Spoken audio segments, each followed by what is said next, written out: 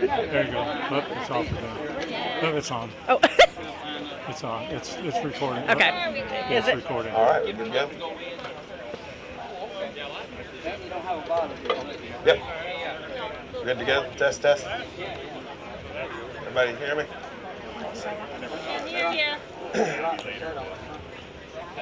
All right, now that we are smoking up the classroom, great job getting all those set up. I'll go ahead and start talking about the smoker just because you do need to be careful when you're lighting your smoker and if you have a veil on. If you get a good flame going and you're actually wearing your veil, it's going to melt that veil right away. It's happened to me. And it just makes a huge hole in there. That happened a few weeks ago. So, duct tape. Got it covered up, but I've had it happen when I first started, and it was the entire front, and I'm lucky it didn't go in my face too. Since we just dealt with the smokers, just something as a precaution, because you could be sitting here going, is it lit, and it's fire right in your face. So just wanted to talk about that. Speaking of duct tape, it's always good to keep duct tape around in case you want to tighten up something on your bee suit, or if you need to patch up something really quick on your veil.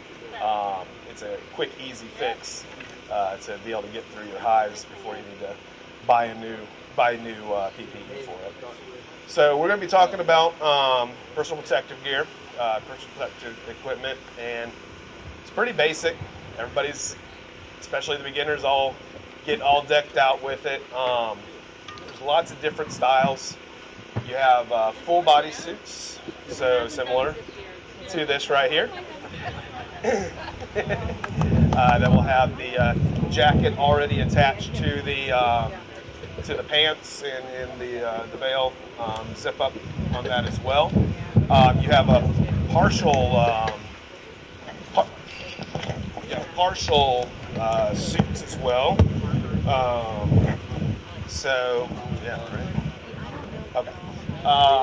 So let me see, my wife let me borrow some of her stuff. So you can see she has the jacket with the veil, and then she also has pants that are separate. So instead of a onesie, you have the separate pieces. She wears this. She likes wearing the pants because she tends to wear tighter pants, whether it be tights or thin jeans. So this just gives her that extra protection. Usually you don't have too many issues with bees stinging around this. They tend to focus higher up. But speaking of that, I always wear jeans, usually.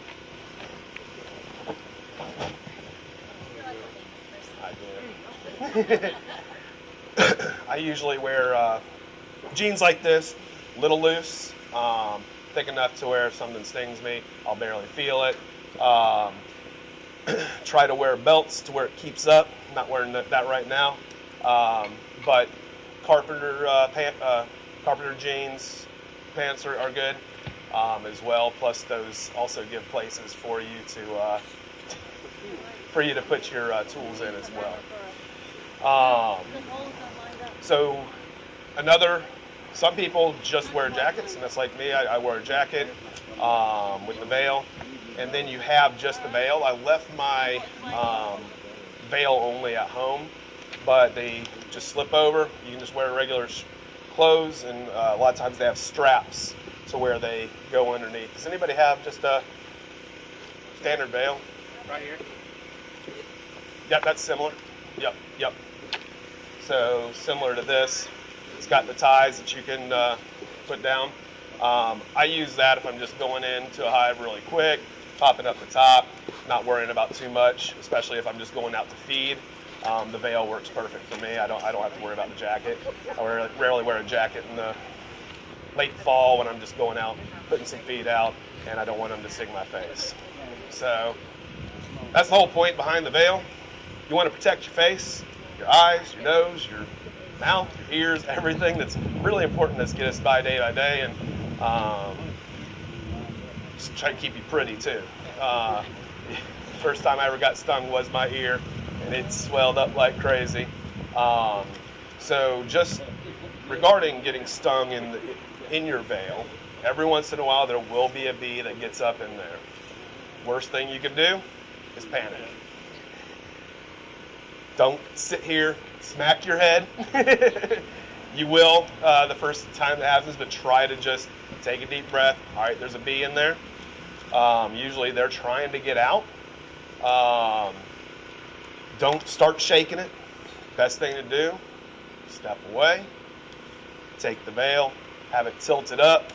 That bee will probably go towards the sun, and it'll be out. And hopefully it's just one bee in there. But if it gets you, remember, bees will only sting you once. They'll still act like they're going to try to sting you. Just don't freak out.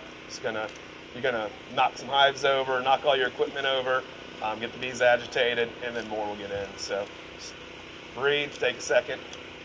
So to help prevent bees getting into your suit, the best thing to do is to make sure that your suit is properly put on. So things that you'll have multiple zippers on some of these. You'll have your main zipper, and then the zipper that will keep the attachment on. So you always want to zip the main zipper up all the way, and then zip the other two zippers to where it's completely tight and there's no gaps for them to go in. And a lot of times there's a Velcro piece also that goes over that, just to keep if there's a small gap, the bees can't get in there. Pants, my wife has to remind me sometimes, hey, your zipper's down, all right? You'll see some funny cartoons on Facebook every once in a while where the bees will look going, hey, look at what I can do, you know. But make sure your zipper's up, and because if they don't like you, they'll find a way to get you, and that won't be a fun place for them to get into. A lot of your jackets will have this little elastic piece on there. I didn't even know about that till about a year or so after. Just put that around your thumb, keeps it up. It makes it easy to when you're pulling your gloves over, because you want the gloves to go over the jacket. You don't want them bunched up right here. You want them to go over the jacket, and that'll keep that there. Every once in a while I lose circulation, I just loose it up, but that prevents that. And speaking of bunching up gloves, you want to avoid that because bees will get caught in there, and when you're going in. With gloves, a lot of beginners will use gloves. I actually still use gloves. The reason for that, it's just added protection, makes you more mentally going, okay, I'm not going to get stung in my hands. As you get more comfortable though, it would be good to try trying out without gloves, or even nitrile exam gloves are good, because those actually, they don't have much protection, but they keep your hands clean. So you're not going to have propolis going all up on your fingernails and having to get that out for the next couple weeks after that. So that would be a good segue before doing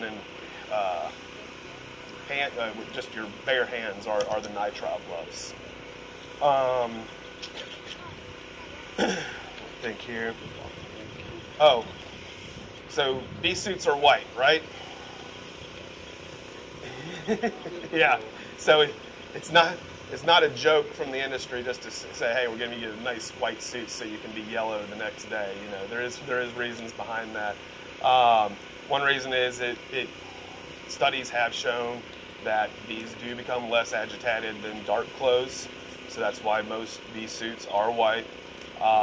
Also, so you can see the bees on there, so when you're about to go into your house, you're not bringing in a bee, so you can get all the bees off you. So white is easier to see bees on as well. Going back to gloves, just have notes all over the place. There are different styles. Most people have leather for the protection. They have goat skin gloves as well. Those tend to be a little bit tighter and you have more dexterity with them. So I just got some of those, so I'm going to be testing those out. My wife has these nice rose gloves that they're made for printing roses, and the dexterity that she has with these are really good. They're really soft, so she has really liked those. They don't have. What's that? She got those off Amazon. They're like, I think $30 or $40. But it's a specific brand that another beekeeper told her about. It's Bionic. So it doesn't have elastic because they're not meant for beekeepers. So she takes a hair tie or a rubber band and keeps that to where it keeps it secure on there.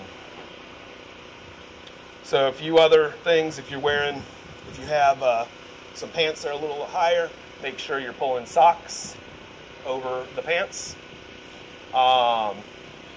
And try to avoid any holes.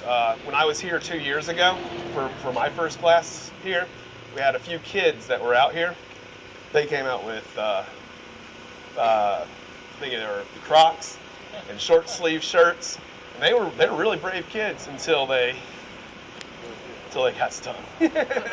So it's all about protecting your skin and just avoid all that stuff. And once again, tight pants. If they're gonna sting you, they're gonna sting you. So it's nice to have loose fitting pants.